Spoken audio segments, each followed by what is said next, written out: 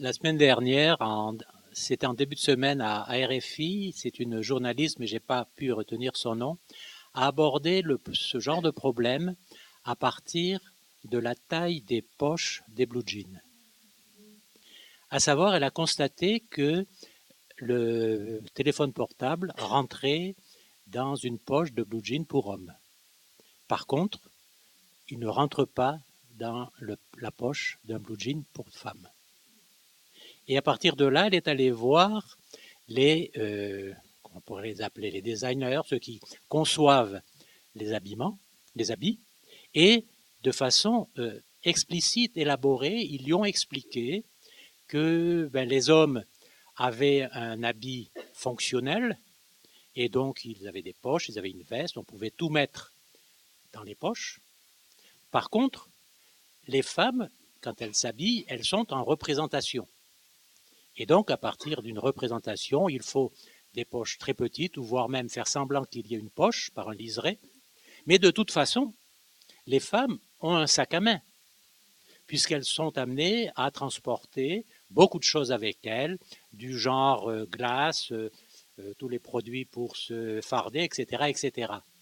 Et cette journaliste a rapporté tous ces éléments dans les réseaux dans lesquels elle est impliquée, par Internet, et elle rapportait qu'elle a reçu des réponses, mais incendiaires de la part des hommes, mais qui carrément étaient, elle a rapporté les mots, mais c'était horrible, infect, les réactions machistes qu'ont suscité uniquement ce genre de constatation. Et donc à partir de là, le problème c'est, je m'adresse aux femmes, qu'est-ce que vous faites pour changer la taille des poches de vos blue jeans? Bonsoir à tous. Moi, je voulais apporter peut-être une anecdote et puis poser une question peut-être plus particulièrement à Mona Chollet. Donc, l'anecdote que je voulais apporter, je travaille pour une grande mutuelle et je suis consultante et ma cliente est directrice.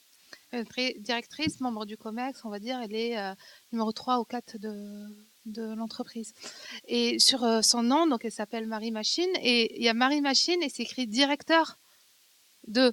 Et je vais voir une autre directrice qui est sous elle, mais aussi c'est directeur. Et aujourd'hui, on était en réunion ce matin, et on n'était que des femmes, et la réunion a commencé par aujourd'hui, on est tous réunis pour faire. Et c'est-à-dire que on a, même si cette femme se revendique féministe, etc. Mais à aucun moment elles se sont posé la question sur déjà le nom avec le directeur juste en dessous, d'être présenté toujours comme le directeur d'eux. Madame la directeur 2, enfin ça donnait des phrases un peu bizarres. Mais ce qui m'a surtout choqué ce matin, c'était vraiment nous, on est tous réunis pour faire tel. Comme quand on intègre un discours et qu'on commence à ne même plus s'en rendre compte, même si on a des idées dites féministes. Ma question, du coup, je voulais en venir pour vous, Mona Chollet, c'est par rapport à la question du voile, qui a beaucoup fait réagir en France. Donc, en vous écoutant, je ne sais pas pourquoi j'avais en tête l'image de la femme sur la plage de Nice qui portait, je ne sais pas comment on appelle ça, mais une espèce de un burkini, enfin voilà, une tenue pour nager, mais avec le voile, et avec des flics qui sont venus pour lui dire de partir.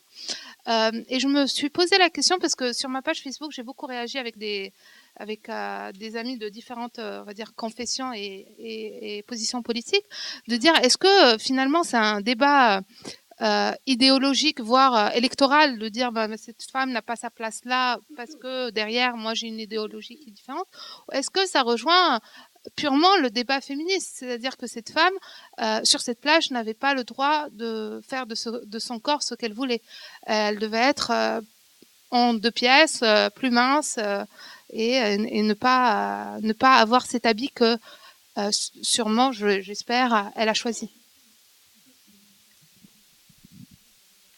Oui, et puis en plus, si elle avait bronzé seins nus, elle aurait aussi. Enfin bref, c'est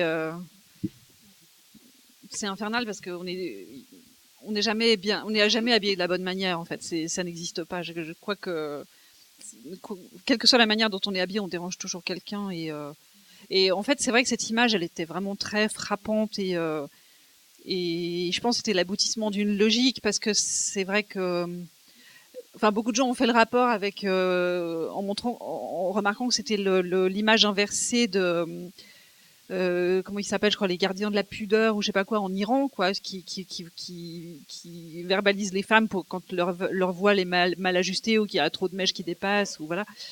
Et je crois que ça montre bien à quelle situation absurde on en est arrivé avec la loi au départ, la loi de 2004 contre interdisant le foulard à l'école.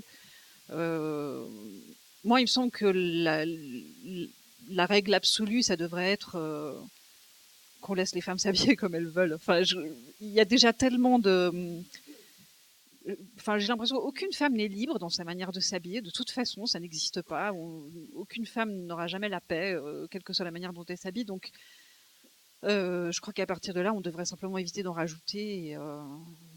Et voilà. Et ce qui est évidemment très gênant dans la question du voile, c'est que pour moi, j'ai l'impression que toutes les réactions de rejet et de peur que suscite le voile, c'est toujours lié à l'idée... je crois que derrière, il y a toujours une espèce de... On est envahi, en fait. On va être envahi. Si on cède, après, voilà, toutes les Françaises vont être obligées de se voiler. Enfin, des visions complètement apocalyptiques et complètement aberrantes, complètement irréalistes par rapport à simplement ce qu'est ce pays et la composition de sa population et son histoire. Enfin voilà, c'est pas du tout.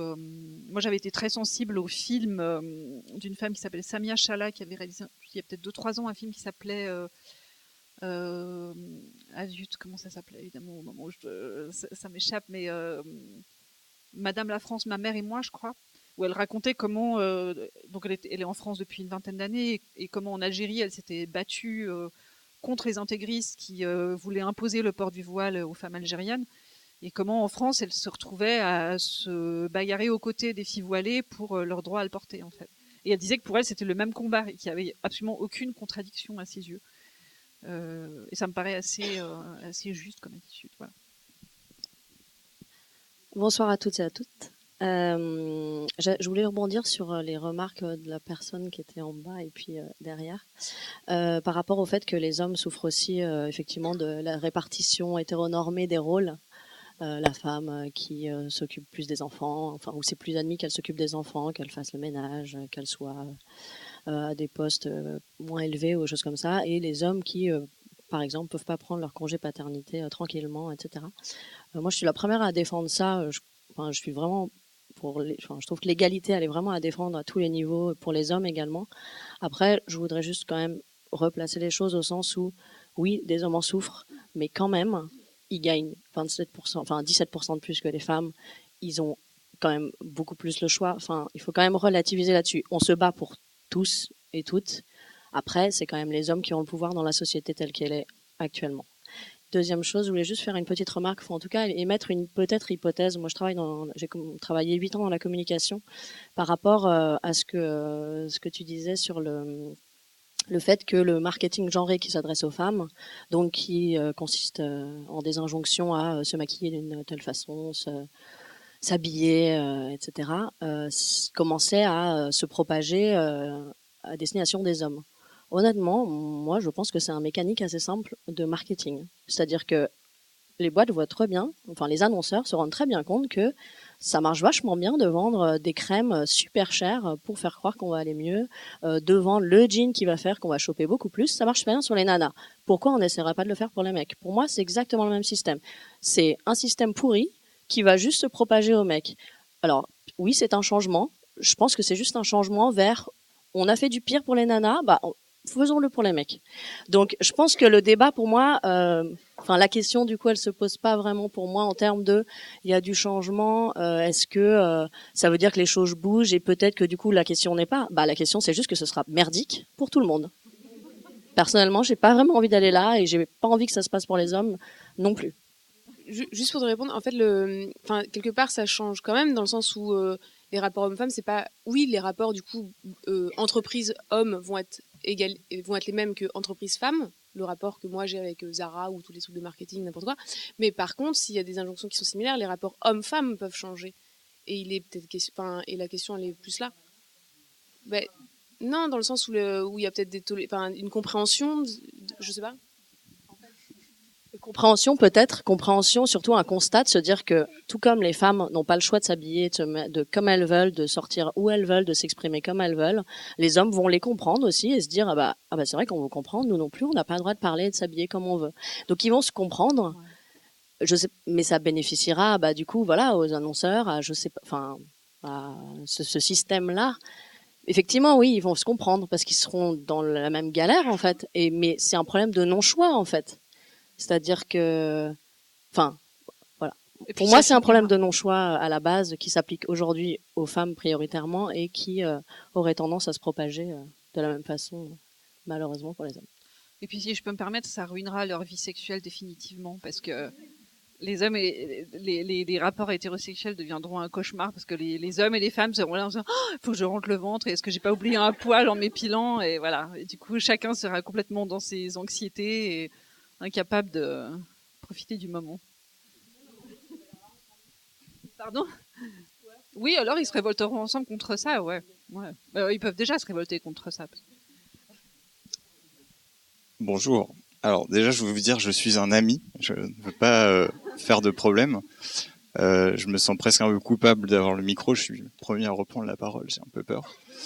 J'ai été, je pense, un peu à l'école des femmes grâce à mes grands-mères, etc. J'ai essayé de lire des livres féministes. J'ai lu le livre de Nancy Houston, pas le vôtre, désolé, je le connaissais pas. Et j'ai trouvé dans le livre de Nancy Houston un truc assez intéressant, c'est qu'elle arrivait à parler de tous les problèmes dont vous parlez, qui sont notables. Peut-être que je suis moins sensible à ces problèmes parce que j'y suis moins confronté, mais en tout cas, ok, on a eu beaucoup d'anecdotes ce soir et toutes ces anecdotes existent. Et je trouve que ce qu'elle arrive bien à faire, c'est d'en parler sans pour autant mettre les hommes contre les femmes ou les femmes contre les hommes. Et moi, j'ai un peu un problème avec ça, dans le sens où, en tant qu'homme, je me sens souvent méga agressé dans des discussions, où pourtant, je vais beaucoup dans le sens des femmes que j'ai en face de moi. Et d'un coup, je suis un salaud, etc. Je veux que toutes les femmes s'habillent mieux, etc., soient différentes, etc. Alors que moi, personnellement, j'ai jamais rien demandé de tel à n'importe qui autour de moi. Je sais que c'est latent, que c'est un état de fait, etc. Mais je pense qu'un bon service à se rendre à nous tous, c'est de peut-être réfléchir ensemble à la manière dont cet état de fait a été construit. Et peut-être, du coup, ça passe par sortir un peu du discours de l'anecdote, essayer de se redire sur quel terrain se construisent ces images. Et moi, j'ai besoin un peu d'infos pour penser ça, parce que là, ça me... Alors, pardon, je me fais couper. Allez-y. Non, pardon. Non, mais je non, sens c'est juste que je me suis disputée avec Nancy Houston après ce livre. Ah, donc, excellent. Je peux pas la représenter ce soir. Je suis désolé, mais... J'étais complètement consternée par ce livre. Je suis désolée. Hein. Je suis cool. Aussi, je suis vraiment désolée. Mais pour moi, il y a vraiment un truc qui... J'étais une immense admiratrice de Nancy Houston. On était amis avant ce livre-là. Enfin, tous les précédents, j'avais adoré, mais là, ça m'a... Alors, je fais mon point sans parler d'elle. Oublions-la. Ok. Je pense que quand il y a beaucoup de conséquences, que vous notez, et je pense qu'il y a plein de manières de changer les choses, et parfois, j'ai l'impression, mais je me trompe peut-être, que l'angle féminisme, ça peut complètement tourner le problème dans quelque chose qui amène le débat à tourner de plus en plus large. Par exemple, la question de l'apparence, la manière dont on est influencé par les images des magazines, etc.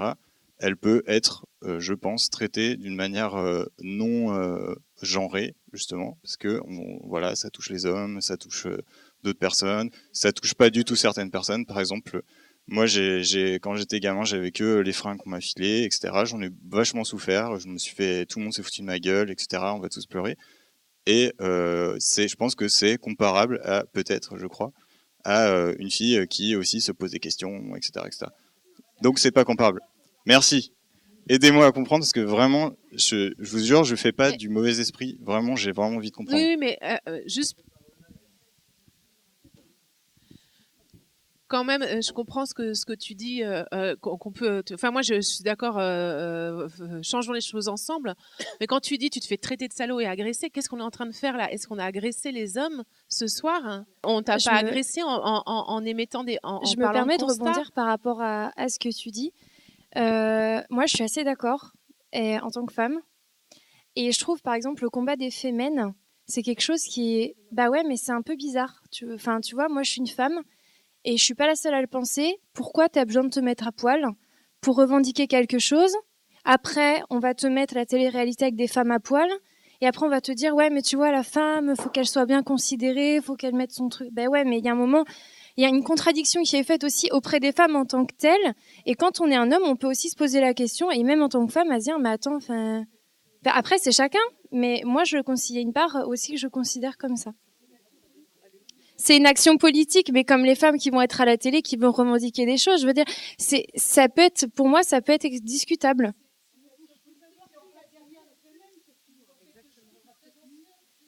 Ben oui, mais pourquoi on a besoin de se mettre à poil pour ça? Est-ce qu'on peut pas? Eh ben, c'est le choix, oui, mais tu vois, les nanas qui se foutent à poil à la télé, elles vont te dire c'est le choix aussi pour elles. Mais je suis assez d'accord avec le monsieur dans le sens où quand on est un homme et quand on est une femme, on peut voir des choses que des femmes font qui ne sont pas forcément ce à quoi on pense. Voilà, c'est tout. Et je voudrais finir quand même. Moi aussi, je me sens agressée quand tu dis on n'a parlé que d'anecdotes. Voilà, c'est des choses qui nous touchent, c'est des choses qui sont difficiles à vivre, et on ne serait pas là juste pour raconter des anecdotes, je pense.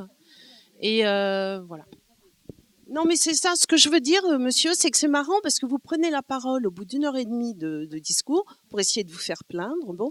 Et en plus, vous êtes en train de nous dire que tout ce qui a été dit, c'est pas comme ça que ça aurait dû être dit. Mais essayez plutôt d'écouter ce que les femmes sont en train de dire. Vous pouvez pas faire le parallèle entre votre vécu d'homme et notre vécu de femme, parce que lisez un peu l'histoire, vous savez bien que notre histoire n'est absolument pas la même.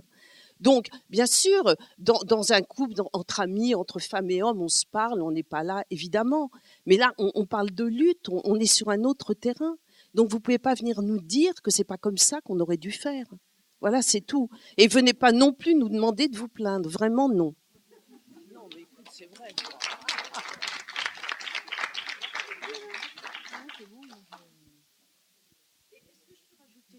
Chose. Pardon. Moi, si je prends la parole. Non, mais je trouve dommage, Mona Chollet, que vous ne disiez pas un tout petit peu, parce que moi, j'avais lu un article passionnant après la lecture de votre livre et celui de Nancy Houston, ce que vous avez dénoncé dans le livre de Nancy Houston, notamment sur justement cette histoire que pour elle, la femme, avant tout, se voit dans le regard de l'homme. Enfin, la femme est quelqu'un qui a besoin d'être regardée. C'est ça qu'elle dit. Bah oui, c'est-à-dire que oui, pour aller très vite, c'est un livre essentialiste, donc c'est-à-dire qu'elle part quand même du principe enfin, c'est très, il m'a laissé très perplexe ce livre parce qu'il y a il y a des choses un peu contradictoires en fait, c'est-à-dire qu'elle parle d'éducation effectivement, elle dit qu'il faudrait changer l'éducation, et en même temps, elle a l'air de considérer que par exemple, que le fait que les petites filles et les femmes se fassent belles, que se soucient de leur beauté, que c'est quelque chose qui vient de leur biologie quasiment. Donc moi, c'est vrai que ça m'a posé un énorme problème. Enfin, elle disait par exemple que le fait que il y a eu mai 68, il y a eu le MLF, et malgré tout, les magazines féminins existent toujours, c'est parce que ça correspond à un besoin profond de l'essence des femmes, qui est de savoir comment se faire belle. Moi, c'est vrai que les bras m'en sont tombés quand même. Et aussi sur la maternité quasiment obligatoire pour elle maintenant. Est-ce qu'on devient une femme Oui. si on n'a pas eu d'enfant? Bah oui, c'est ça, oui, c'était aussi un autre souci que j'avais avec elle en tant que femme qui revendique la possibilité de pas vouloir d'enfants, de pas en faire. C'est vrai que c'est devenu quelque chose. Mais je me demande si non, je sais pas si je vais me lancer là-dedans, mais non, c'est compliqué pour moi parce qu'il y a c'est une auteure qui a énormément compté pour moi et que j'ai admiré et que j'admire toujours énormément, donc mais je pense que cette évolution, elle s'explique aussi par son parcours, c'est-à-dire que je pense qu'en étant une intellectuelle, en ayant évolué très longtemps dans un milieu intellectuel très masculin, je pense qu'il peut y avoir une sorte de découverte un peu découverte du fait qu'on peut à la fois être une intellectuelle et être une mère, on peut à la fois être intellectuelle et vouloir se faire belle, ce qui est absolument vrai. Enfin, voilà, il n'y a aucune contradiction évidemment, mais du coup, ça produit une sorte presque de redécouverte de l'eau chaude, parce que c'est-à-dire que tout d'un coup, on découvre que la maternité c'est merveilleux et que se faire belle c'est merveilleux. Enfin, je caricature un peu, mais Alors qu'en fait, c'est les injonctions dans lesquelles la majorité des femmes se débattent. Voilà. Mannequin, c'est vrai? Ah ouais, je savais pas ça. Mhm. Ah oui, c'est vrai qu'il y a ça, ouais.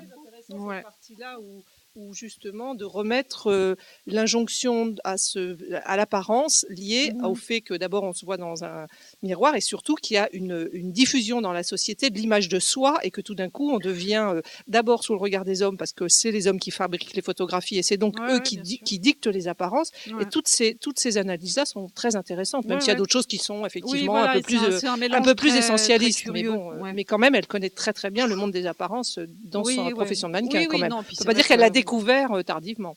Oui, ouais. Non, mais bon, enfin, je vais pas raconter la vie de Nancy Houston ici. Mais... elle le dit dans son livre. Hein. Moi, je ne le savais pas avant, mais elle le dit dans le livre. Et puis, on n'est pas obligé de tout prendre. Hein. On peut prendre ce qui est intéressant et laisser ce qui n'est pas. Oui, c'est vrai. Oui, mais ouais, ça m'a quand même gênée. Je voulais juste réagir rapidement par rapport à deux choses qui ont été dites sur les femmes d'abord, qu'on soit d'accord ou pas avec leur mode opératoire. Elles se mettent pas à poil juste pour se mettre à poil. C'est un mouvement qui est né, je crois, en Ukraine ou dans un pays d'Europe de l'Est après des événements qui étaient très liés à la sexualisation de leur corps. Et ça a vraiment un sens politique. Ça s'est étendu ensuite dans d'autres pays où on voit peut-être moins le sens. Mais à l'origine, il y avait vraiment un sens à cette mise à nu. Ensuite, je voulais réagir à autre chose sur ce qui avait été dit par une jeune fille au fond sur l'égalisation entre les hommes et les femmes, sur la coquetterie, le côté esthétique et les complexes aussi qui peuvent apparaître et comment ça pourrait se refléter dans un couple. Est-ce qu'on serait du coup plus égaux? Est-ce que vous avez dit par exemple sur le rapport sexuel, est-ce que du coup on serait tous les deux complexés ou pas? Je vais pas généraliser, mais moi ce que j'ai constaté dans mon expérience et autour de moi, c'est que face au complexe ou à la vulnérabilité ou à la fragilité, les femmes, en tout cas celles que je connais ou moi-même, on a tendance à être très tolérantes, très bienveillantes envers les hommes et eux ne le sont pas forcément envers nous.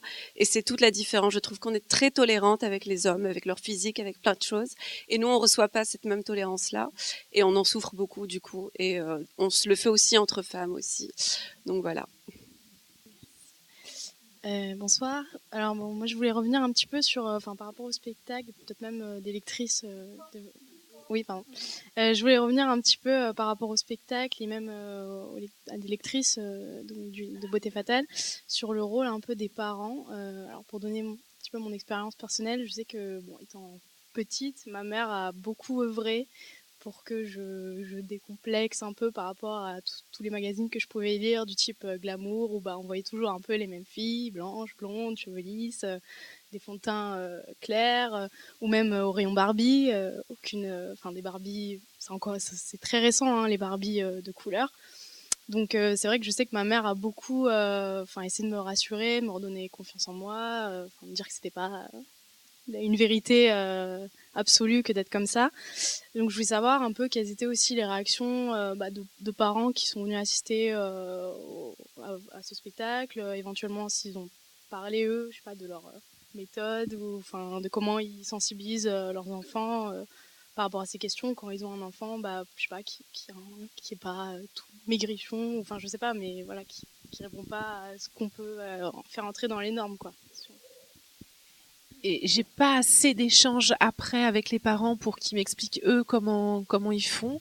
En plus, malheureusement, c'est quand même une certaine catégorie sociale qui vient au théâtre avec. Alors autant en scolaire, c'est super parce qu'on touche tous les enfants, enfin presque tous. Autant les tout publics, c'est les parents qui emmènent leurs enfants au théâtre, donc bon. Donc voilà, c'est déjà pas évident. Et non, on prend rarement le temps qu'ils m'expliquent comment ils font. Par contre, souvent ils viennent me dire merci. Ils me disent merci. Et puis il y a souvent des mamans qui disent merci parce qu'en plus j'ai 2 garçons. Ou alors merci parce qu'en plus j'ai 2 filles. Ou merci j'ai un garçon et une fille. Je veux pas faire de différence. Donc on sent que c'est des questions fortes, super complexes. Alors là, ouais. On peut dire, t'exagères un peu parce que on peut dire qu'il y a quand même plein de parents qui te remercient pour le spectacle parce que c'est ce qu'ils essayent de transmettre à leurs enfants et que ça les rassure beaucoup qu'ils puissent voir un spectacle comme ça. Et il faut dire aussi qu'il y a aussi des parents qui sont un peu mal à l'aise parfois. Par exemple, dans les scolaires, il y avait des accompagnateurs parents qui... Parce que comme c'est quand même un sujet quand même assez sensible, il y a aussi des adultes qui ont pas forcément, eux, réglé ces questions-là, ou en tout cas qui en sont pas vraiment conscients, même régler, déjà c'est compliqué, mais je vais dire... Et donc, que d'un seul coup, ce discours soit tenu à leurs enfants ou à des petits-enfants, sans qu'il y ait la transition qui soit faite par eux-mêmes. Enfin, ça remue quand même. C'est assez que ce soit dans un sens ou dans l'autre, les réactions des parents sont quand même assez vives. Oui, non, mais c'est juste. Et puis il y a aussi des parents qui sont touchés pour eux-mêmes. J'ai une spectatrice qui m'a dit, qui m'a écrit une lettre, qui m'a dit, comme j'aurais aimé que ma sœur voie ce spectacle à 20 ans. Bon, je sais pas ce qui s'est produit pour sa sœur, et puis il y a aussi des gens qui pleurent, qui sont touchés en tant qu'adultes, en fait. Voilà.